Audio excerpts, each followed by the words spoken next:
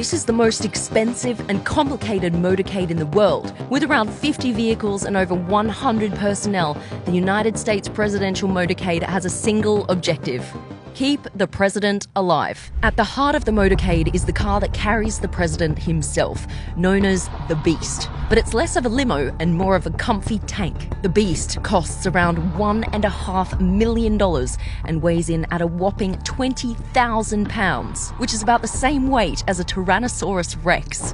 The doors are 8-inch thick, the windows will stop a bullet from a Magnum, and the floor is built on a modified truck bed with armor floor plates to protect from bombs and grenades. It's even hermetically sealed to prevent biological attacks with its own oxygen supply. On board, you'll find rocket-powered grenades, night vision optics, a tear gas cannon, pump-action shotguns, and even 2 liters of the president's blood type. But as we all know, it's not just one car that keeps the president moving. In fact, the Beast containing the president isn't even the only beast involved. There are at least 2 identical armoured limos in every motorcade, both with matching registration plates. And these 2 limos make up just one part of the motorcade, known as the Secure Package. Also in the Secure Package is the United States Secret Service Countermeasures Suburban.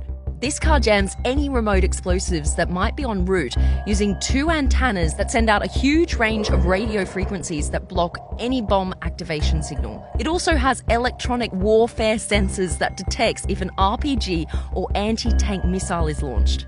After that comes 3 separate SUVs with one distinct difference. 2 of them have their rear window open and 1 doesn't. These 2 SUVs are called the Halfback and the Cat Car. If the president's in danger, it's the job of the Halfback to defend the Beast and the job of the Cat Car to take the fight to the insurgents. The reason their rear window is open? Well, that's so the rear-facing passengers can open fire at a moment's notice. The car with the closed rear window is the control car. The control car carries the most essential staff, such as the president's military aide and doctor.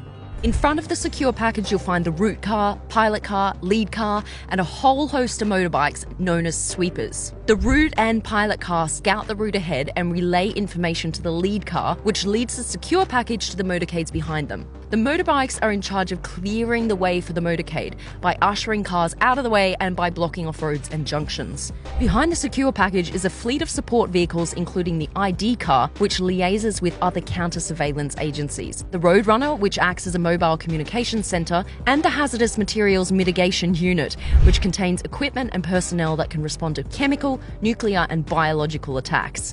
Now, all of this may seem like a lot, and that nothing could ever go wrong, but the Secret Service actually view it as the exact opposite.